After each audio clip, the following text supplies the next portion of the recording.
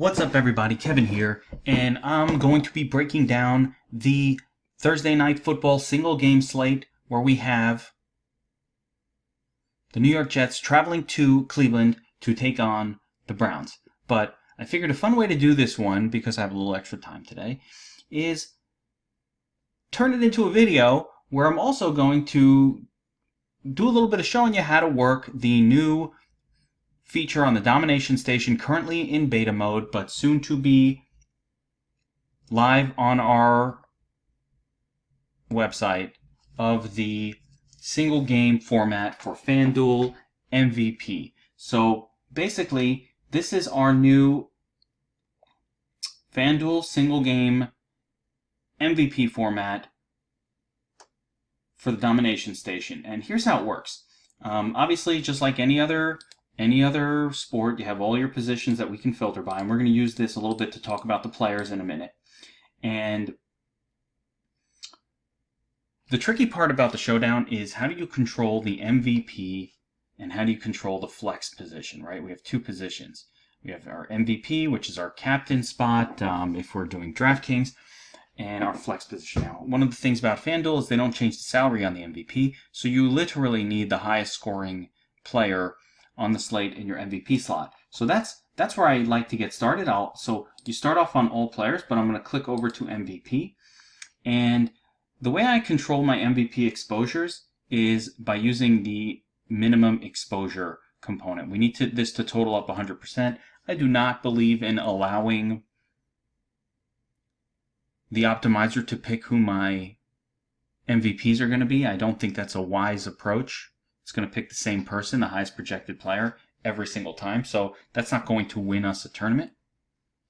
So we have to switch that up a little bit. So I'm just going to go through the players here in the MVP. And I've got some of these numbers will change. These are not my finals, but this is where I'm at as of this moment. And I'm kind of cool with it. Tyrod Taylor. Now, I don't normally love to use quarterbacks in this MVP spot, but Taylor brings the rushing equity to the table. This is a very low projected game.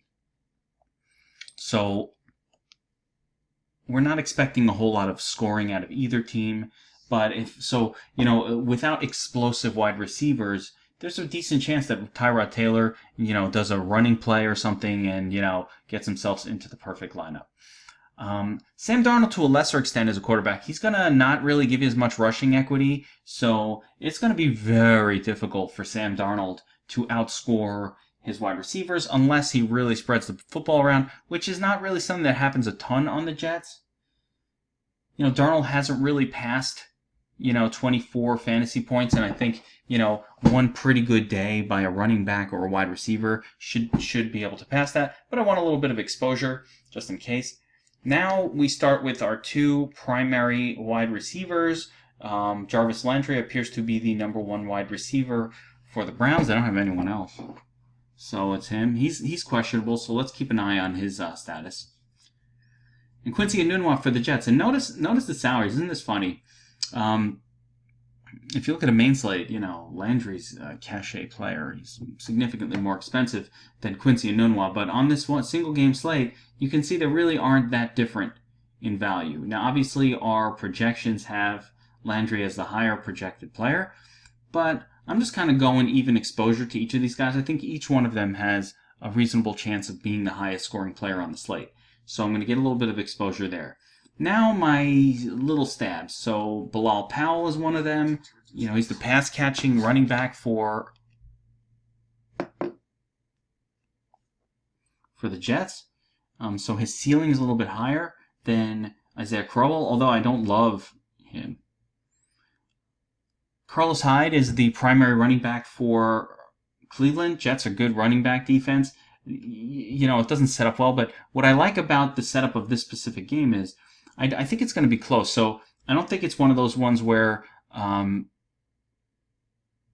Browns get so far behind that they just go to Duke Johnson the whole time. If that does happen, if they go to the third down back, that kind of situation, catch-up mode back, if that does happen, then the Jets offense players would have scored really well. So that's a scenario where you'd think a Landry or an Enunwa, or maybe a Robbie Anderson might have done well, or even a Powell.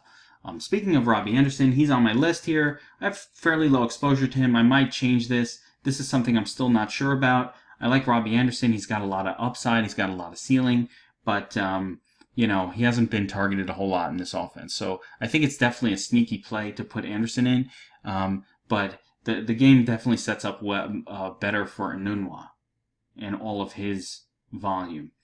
It was a no for me on Terrell Pryor. Some people might consider putting the kickers into the MVP spot. I've thought about it. I think there's a chance that a kicker scores the most points, especially with these two offensively challenged teams. It could be a 15-12 finish in a game like this. Like, that could happen.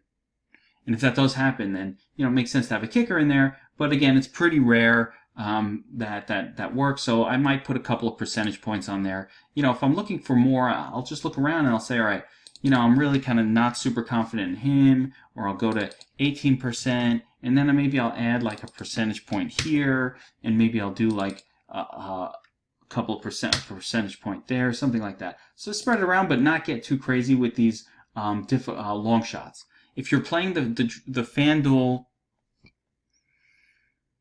game that has the bonus for getting the first player to score a touchdown in your lineup, I do not really suggest, unless you're doing 150, in which case you know what you're doing because you're putting up, 18 or $1,400 in a contest, 150 entries, $9. But I wouldn't waste too many lineups chasing, Terrell Pryor or Antonio Callaway or Rashard Higgins or David Njoku, or players that might score the first touchdown but aren't super likely to be the MVP.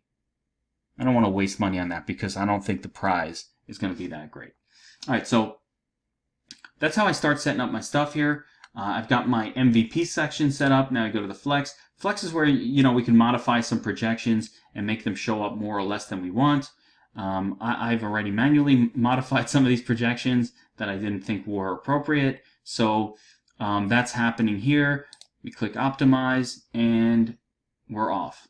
Now, if you watch how it's optimizing, I'm doing 150 lineups, and it starts with all the Tyrod Taylor, then it moves on to Landry. It moves on player by player on the min exposures and just starts filling it out. So eventually we'll get to exactly the percentages that we've specified for all of these players. Now, the MVP we completely controlled manually. We set the exact percentages that we want for the MVP position. That's how it's set up, and that's how it's going to stay. That is the correct way. You should be choosing and deciding what percentage you want of each player. That's how it's going to be. On the flex side, we want to let the projections control it a little bit. So as I'm looking at players, if you're not popping enough, I might raise your projection up a little bit. I want a little more. I want a little less. So that is how to work the projection, the flex player side of this. So if I'm seeing a little too much Darren Fells, for example, I don't want to get too much of him going on. We're going to lower that projection a little bit. Not seeing enough Jarvis Landry. Let's raise him up to 13.5. Not seeing enough Terrell Pryor. Don't love Terrell Pryor here, but I mean that's a little bit egregious. You want to get your exposures to these players. It's a little too much Rashad Higgins for my taste. We can also control this using min-max exposures.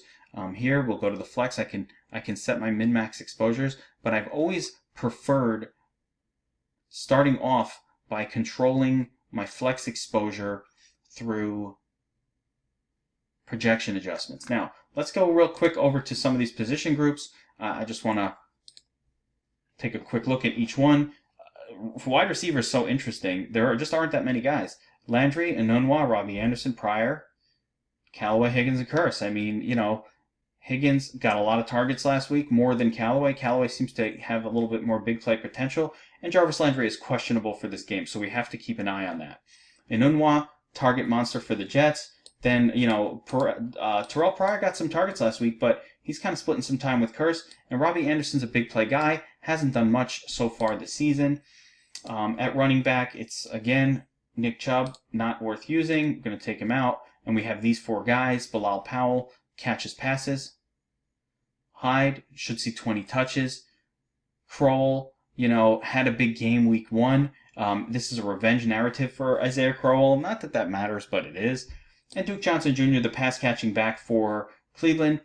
Obviously, I like Hyde the most, and then Powell, I think he has a better ceiling than Crowell, but Crowell will have lower ownership, so we want to get some exposure just in case. If I want to slap a like on him, a love on him, a dislike, you can adjust. Notice the projection adjusts as I hit like or dislike for the player. We already talked about wide receiver. Tight end, there ain't a whole lot going on here at tight end. I mean, these guys are just punts, for cheap to fit in a lineup. Don't want too much of any of that kind of thing. And David Njoku getting a lot of targets but can't seem to catch them. Jets pretty good against the tight end position. So I do want some exposure to Njoku, but I'm not going crazy. Finally, we have our 2 kickers. Don't know why one would be more expensive than another. That actually makes me want to use the cheaper guy a little bit more. But all in all, Greg Joseph, new kicker, Cleveland's kicker last week was at the same. I guess that's why he's more expensive, because this Greg Joseph guy we've never seen him play before. Myers for the Jets. I could totally see the Jets kicking a bunch of field goals. I could see a lot of field goals just happening in this game. So I want to get some exposure to these field goal kickers. And again, we run it again. I always check my MVP tab to see what the MVP's exposures are. You can check the flex exposures just by clicking over to the flex tab. See these turds? We don't want too much of that. Even this, what I start to look at is I'm like, oh, that's even maybe more Jermaine Kearse than I want. Maybe it's not enough Robbie Anderson, just in case he does go off. I want to have enough shares of him to make sure I get the nuts lineup. That kind of thing is what I'm looking at. Maybe it's too much of this guy. So I'll go through and adjust these projections to get these numbers where I want them to personally. But that's generally how you do it. Once you're done, got 144 lineups, select all, download, boom, save it, and you can upload that directly to Fanduel. Fanduel normally does quarter contest, 25 cents to enter, 50-cent contest, dollar contest. So you could do 150 lineups in the quarter contest for $37.50. Do it for $75 in the 50-cent one. But Kevin, I want the big bucks. All right. Gotta spend money to make money. I did the $3 one the other day. Took it down. First test. But, that's the nature of mass multi-entry. You want to take a bigger prize, you got, there's a $9 one with a $200,000 first pay prize. If you got, what is it, $13.50 sitting around, go for it. All right. All right, so that's it for the breakdown. I'm not really sure about anything I'm going to change, but you can get an idea of some of the names I'm using for my MVP spot. These will change a little bit. This is not my final numbers. This is just for the purpose of this demonstration, but it's also probably not all that far off from what I plan to do. Good luck, everybody.